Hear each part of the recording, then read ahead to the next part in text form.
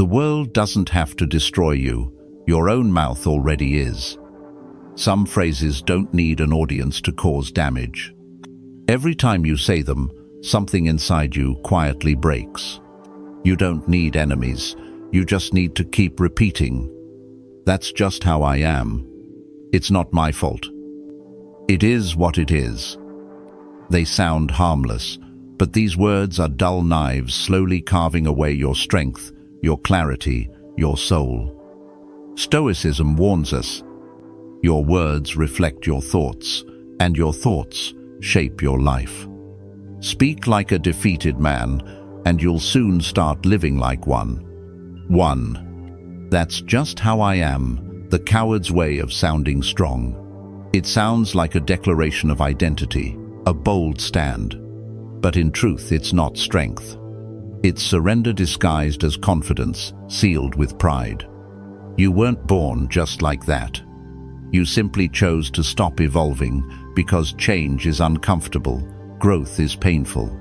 So you protect your current self like it's a sacred relic instead of a draft that needs revision. Take Carl, a 70-year-old retired Navy officer, a man of structure, sharp dresser, calm presence.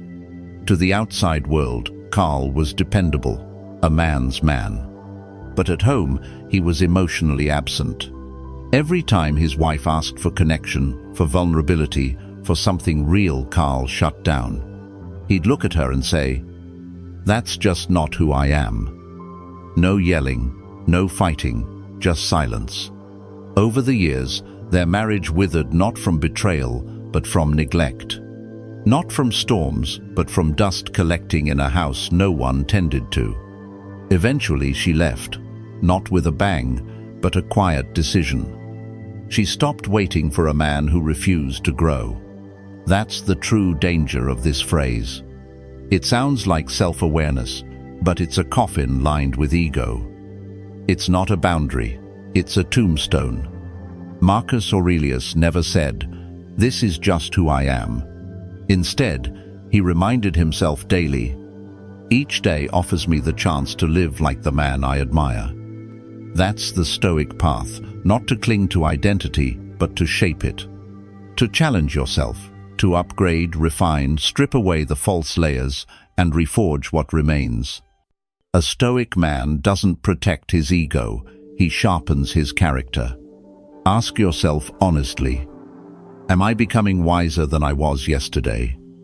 Am I expanding, or just repeating the same day under a different date? Because if the answer is no, you're not living, you're decaying in place. Let's be clear. Saying, "That's just how I am," is not acceptance. It's resignation. It's quitting the work of becoming. And deep down, you know this. Because every time you use that phrase, you feel something slip. Not from your mind, but from your spirit. Another chance lost, another door closed, another moment you could have grown but didn't. The Stoic doesn't confuse stability with virtue. He knows real strength isn't staying the same, it's improving anyway. 2. Real men don't talk about feelings, the lie that kills you slowly. They told you that silence is strength, that emotions make you soft, that a real man keeps it all in. And so, generation after generation of men swallowed pain like poison quietly, invisibly, until it hollowed them out from the inside. This belief doesn't make you strong. It makes you a prisoner chained by fear, hidden behind a mask of composure that eventually cracks when no one's looking. I once knew a man named Mark, late 52nd, owned a successful business, provided for his family. But inside, he was a storm no one could see. When his wife cried over the growing distance, he'd mutter, "I'm not the emotional type." When his teenage son broke down under pressure, Mark handed him a tissue and said, "Toughen up, life won't wait for your feelings." What Mark didn't realize was that he wasn't passing down resilience, he was passing down emotional illiteracy. Years later, after a heart attack left him in the ICU, Mark admitted to his brother, I've been angry and alone for most of my life, and I didn't even notice. That's the tragedy. Men who don't speak about what's inside aren't tough, they're ticking. Their silence isn't power, it's pressure building behind a dam. Stoicism is often misunderstood here. People hear master your emotions and twist it into bury your emotions. But that's not what Marcus Aurelius did. That's not what Epictetus taught. Marcus wrote openly in his meditations about grief, anger, fear, and sadness. He didn't broadcast his feelings for sympathy, he dissected them to prevent them from ruling him. That's real strength, to look your inner storms in the eye and still choose calm. A Stoic doesn't suppress emotion, he studies it. He names it. He understands that feelings are data, not commands. Because if you can't put your pain into words, it will find another way out. In rage, in numbness, in addictions, in distance from the people who love you most. And let's be honest, what's more courageous, admitting that something hurts or pretending nothing does while it quietly consumes you? Your silence doesn't protect you. It isolates you. It teaches your sons to wear the same mask and your partners to give up asking what's wrong. A real man doesn't run from feeling, he takes full responsibility for it. He doesn't overshare, but he doesn't lie to himself either. He faces what's inside and asks, what is this trying to teach me? Because here's the truth. If you never speak about what wounds you, someone else will suffer from your silence. And in the end, being emotionally unavailable isn't masculinity, it's emotional immaturity dressed up in Stoic cosplay. 3. It's not my fault, the 4 words that kill your power. Few phrases strip a man of his strength faster than this. It's not my fault. At first, it sounds like a defense. But look closer, it's not a shield, it's a surrender. It's the quiet confession of a man who no longer believes he holds the pen to his own life. You'll hear it everywhere. My boss is the reason I'm stuck.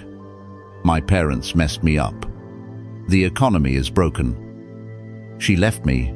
What was I supposed to do? These men don't realize that every time they say, it's not my fault, what they're really saying is, I have no control, I have no responsibility, I have no power. And here's what happens next. When you speak like a victim long enough, you become one, even if no one ever harmed you. Let me tell you about Leo. Mid-42nd, laid off during the pandemic, wife eventually left, gained weight, lost his drive. When asked what happened, he always said, life just hit me too hard, none of this was my fault. But in every conversation, he missed the truth. Life may not be your fault, but it's still your responsibility. You didn't cause the storm, but you're still holding the wheel. The Stoics knew this well. Epictetus said, it is not events that disturb us, but our opinions about them. Translation: what happens to you isn't nearly as powerful as how you choose to see it. Marcus Aurelius echoed the same idea. You have power over your mind, not outside events. Realize this, and you will find strength. And that strength begins the moment you stop pointing fingers and start asking, what can I control? This mindset shift from blame to ownership is where real masculinity lives. Not in rage, not in revenge, but in responsibility. In saying, even if I didn't cause the mess, I'll be the one who cleans it. Blame is easy. It's lazy. It's the luxury of men who don't want to look in the mirror. Responsibility, that takes structure. That takes discipline. It demands you stand up when everything in you wants to collapse. Here's the irony. When you refuse responsibility, you may avoid guilt, but you also avoid growth. You become a passenger in your own life. And one day you'll look around, bitter and stagnant, wondering why nothing changed, never realizing you were the one waiting for someone else to drive. So next time you're tempted to say, "It's not my fault," pause. Replace it with, "It's now my responsibility." Because the man who takes ownership, even of what he didn't cause, is the man who becomes unbreakable.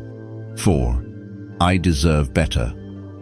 The whisper of entitlement, dressed as self-respect.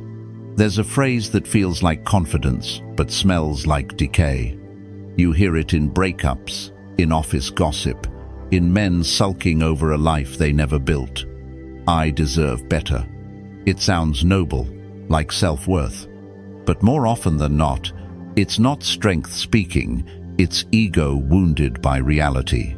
Because here's the truth. You don't get what you deserve. You get what you build, what you practice, what you become day by day when no one's clapping. Men who say, "I deserve better," often haven't done the daily work of becoming better. They're not sharpening, they're not stretching. They're waiting, expecting, demanding, as if life is a vending machine and just being dissatisfied entitles you to luxury. But Stoicism rejects this mindset at its core. Marcus Aurelius didn't write, "I deserve more."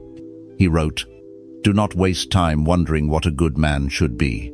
Be one." The Stoic doesn't chase validation. He doesn't wait to be given. Better, he becomes someone for whom better things are a natural byproduct. Think of a man who keeps saying, "I deserve a loyal partner," but he lies. He hides. He refuses to communicate. He deserves exactly what he's building, distance. Or the man who says, "I deserve a better job," but shows up late, does the bare minimum, and gossips in the break room. He's not underpaid, he's over-entitled. You see, when "I deserve better" becomes your internal script, you stop looking inward. You stop asking the harder questions. Am I showing up with excellence? Am I reliable when no one's watching? Am I refining my character or just rehearsing my complaints? The Stoic flips the question from "What do I deserve?" to "What am I becoming?" Seneca wrote, "It is not that we have a short time to live, but that we waste much of it. And one of the greatest wastes is the time spent feeling owed for work never done." So next time you feel the urge to say, "I deserve better," pause. Look at your habits, your effort, your direction. Because a man of depth doesn't declare his worth, he demonstrates it. He builds value in silence. He sharpens in solitude. And when the world doesn't reward him, he keeps sharpening anyway. That's not passivity. That's purpose. 5. That's not my job, the death of leadership in disguise. There's a phrase men use to sound professional, efficient, even mature. But underneath, it often reveals something far weaker. A quiet refusal to lead. That's not my job. You'll hear it from men who show up, clock in, check the boxes, and vanish. Men who confuse compliance with contribution, presence with purpose. But a man who lives by this sentence doesn't rise, he retracts. He narrows his world to what's expected and calls it balance. But balance without effort isn't discipline, it's retreat. Let me tell you about Ryan. Blue-collar, steel worker, 30 years on the line. Never missed a shift, always on time. But at home, the same man vanished. When the dishes piled up, he'd say, "That's not my job." When his son struggled with school, "Talk to your mother." When his wife wanted emotional connection, "I provide, that's enough." And to be fair, he did provide. He worked hard, paid the bills, never cheated, never shouted. But he also never stepped forward in the places that needed him most. After 28 years, his wife left not because he was cruel, but because he was never fully there. That's what this phrase costs you. Not just opportunities, but trust, respect, intimacy. Because when you repeat, "That's not my job," what you're really saying is, I refuse to be inconvenienced by responsibility. I'll only carry the weight I'm assigned. But leadership isn't about assignments. It's about awareness. It's seeing the gap and filling it, without being asked, without being praised. Marcus Aurelius asked himself daily, "What is your vocation? To be a good man. Not a man who hides behind titles and task lists. A man who notices the unspoken need and answers it." The Stoic doesn't say, "Is this required of me?" He asks, "Is this right for me to do?" There's nothing noble about doing the bare minimum. There's no pride in saying, "Well, no one told me to." A man of character doesn't need permission to act with honor. And here's the cruel truth. The more you outsource effort, the more others learn to work around you. You become less necessary. Not because you lack value, but because you refuse to show up where it mattered. So the next time those words rise in your throat, "That's not my job," swallow them and ask instead, "What kind of man do I become when I only do what's required?" Because if you want to be respected, trusted, and remembered, do what others avoid. Carry more than your share. And lead not when it's easy, but precisely when it isn't. 6. It is what it is, the most dangerous form of emotional surrender. It sounds wise. Stoic. Detached. It is what it is. Men say it with a shrug, like they've achieved some higher form of peace. But most of the time, this phrase doesn't come from clarity. It comes from defeat. "It is what it is" has become the anthem of the emotionally tired, the mentally numb, the man who's seen too many disappointments and decided to stop expecting anything at all. And while it may sound harmless, this phrase is a slow death sentence, not of the body, but of the will. It's what you say when you've given up the fight but still want to sound composed. Let me tell you about André. In his 62nd now, once full of passion, an artist, a lover of ideas, a man who used to challenge everything. But life hit him hard. Business failed, marriage ended, friends faded. Now, he wakes up, makes his coffee, scrolls his phone. When asked how things are going, he replies with a tired smile. It is what it is. But here's the truth. That's not Stoicism. That's learned helplessness. Because true Stoicism doesn't shrug at life, it engages with it. It doesn't give up, it discerns. It doesn't accept everything, it accepts only what cannot be changed, and acts powerfully on what can. Marcus Aurelius wrote, "You have power over your mind, not outside events. Realize this, and you will find strength." But when a man clings to "it is what it is," he's not recognizing reality, he's avoiding effort. He's choosing comfort over conviction. He's pretending to be composed, when in truth, he's quietly collapsing. This phrase doesn't bring peace. It brings passivity. And here's the tragedy. Passivity leaks. It spreads into how you love, how you lead, how you respond. You stop fighting for what matters. You stop feeling deeply. You become less visible, not because people ignore you, but because you stopped showing up. There's a difference between calm and numbness, between Stoic acceptance and spiritual sedation. The Stoic doesn't say, "It is what it is," and walk away. He says, "This is what it is. Now, what will I do with it?" He acts not from impulse, but from stillness and strategy. He hurts, but he doesn't shut down.